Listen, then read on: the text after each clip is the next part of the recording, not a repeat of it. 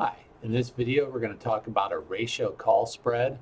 With a ratio call spread, what we're going to do is buy one lower strike call option and pay for that with the proceeds from writing multiple higher strike call options. So in this example, we're going to buy one March 310 call for $34.90 and write four March 370 calls for $8. Now note, in this example, we're not fully paying for the call we're buying because our March 370 calls are going to end up generating 3,200 and the March 310 call is going to cost us $34.90. However, it's going to pay for most of that. If we wanted to, we could more than pay for it by writing five March 370 calls, but you'll see the trade-off for that comes up as we go through this example. So in our example, let's look at the initial cash flow. Our initial cash flow is we're going to start by buying the call options. So that's going to be a cash outflow, and those are going to cost $34.90 per option. One contract is for 100 options. The negative sign there gives us the outflow. And then we're going to write four of the March 370. So that's 4 times 100 and times 8, which is the price that we're getting for selling those. And that's going to give us an initial cash flow of negative $290. So we're not quite paying for the entire call option we're buying, but we're paying for most of that by writing these 370 calls. Now, ideally, what's going to happen is that the stock price is going to go up to 370. We're going to make the maximum amount we can from our March 310 before we start losing money on these March 370s. So let's go through kind of a payoff pattern, and let's start with stock at 310.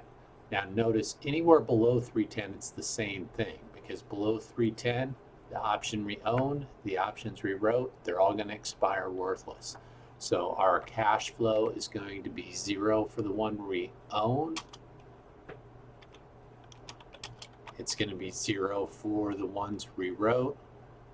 And then we're going to take out that $290 initial cash flow, and that's going to leave us with a net loss of $290.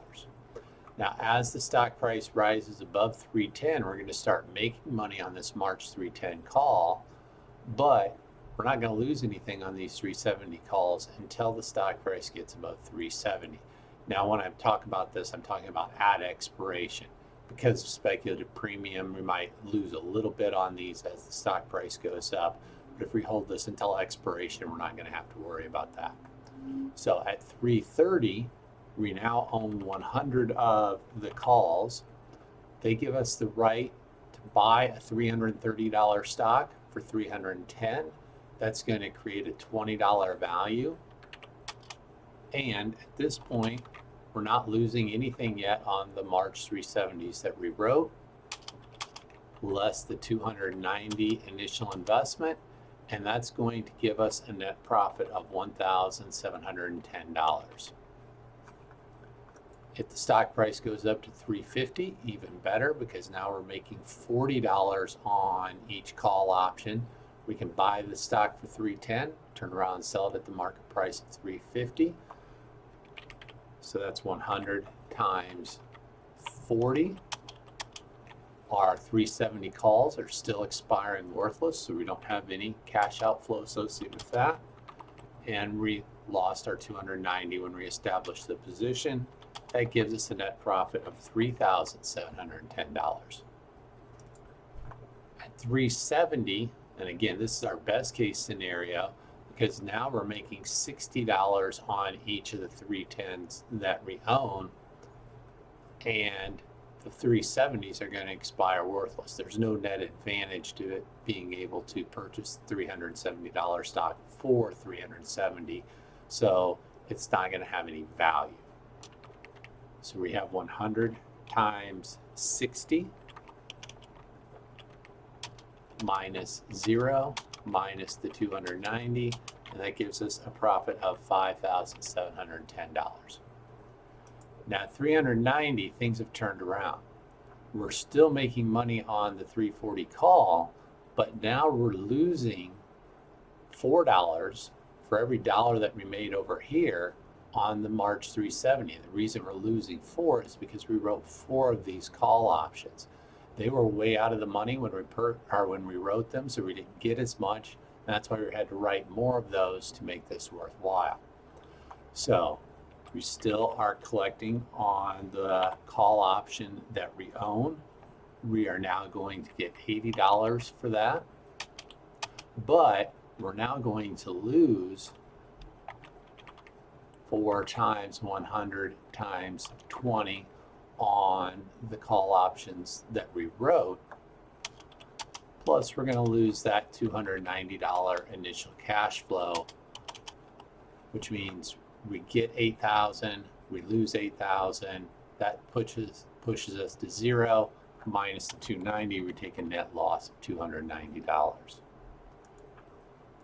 At 420, things are getting even more severe. Now, the good news, we're making $110 on the call option. We can buy it for 310, sell it for 420. That's good. But again, that 4 times factor on the call options that we wrote means that now we're losing $50 on the call option. We have to sell them for 370, but we have to pay 420 to buy the stock that we're selling. So that's going to be a loss of $50 per option. Now here we're getting 11,000, but we're losing 20,000 on top of that. Plus we're losing another 290. So that means we're going to take a net loss. And just a quick note, I forgot to make that negative up there. But we're going to take a net loss of $9,290.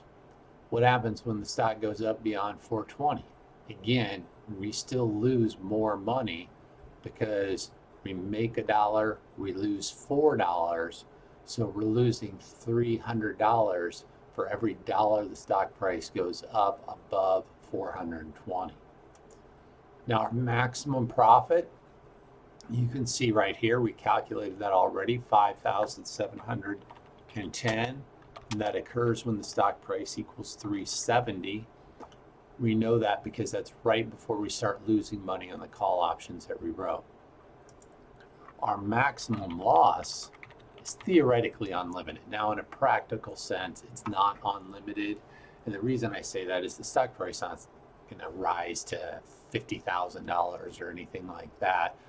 But we don't know what our loss will be. So theoretically, it's unlimited as the stock price goes up. Now the break-even points, there's actually 2 of them. And I'll have the negative off here as well. But at 310, we lost $290. That was that initial cash flow that we lost up front. At 390, we lost 290. Again, that was the initial cash flow because what we made on the 1 call that we own exactly offset what we lost on the 4 calls that we wrote. So our break-even points are going to be just above 310 and just below 390. So on the 310, we have the 1 call option that we own. So we have $310. Plus we have to make that $2.90 back. Remember, it's 290 here because there are 100 call options per contract. So that's going to give us a break-even point of $312.90. Once the stock price gets above that, we're making a profit until stock price gets up near $390. But now it's below 390. And we're losing $3 or $300 actually for every dollar above. Now we're not doing any contracts here, so we can get rid of the 100, but we've got to recover that 290 over 3 contracts. And so that's going to work out to be